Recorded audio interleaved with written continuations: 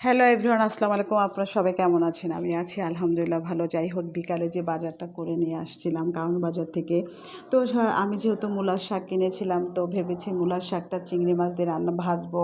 তো সেটাই করতেছি, কারণ আসলে রাতে শাক খাওয়া ঠিক না, তারপরে হচ্ছে নিরুপায় হয়ে খেতে হচ্ছে, আসলে উপায় নেই।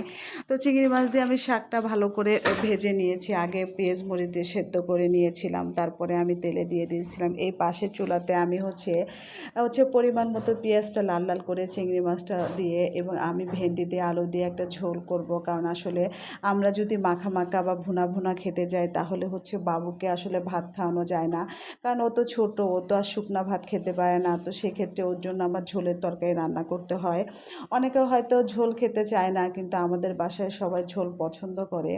তো আমি আসলে ভেন্ডি দিয়ে আলু দিয়ে চিংড়ি মাছ দিয়ে একটা ঝোল করে নিচ্ছি, যাতে বাবুকে খাওয়াতে পারি। আর বিশেষ করে ওর জন্য তো আলাদা করে রান্না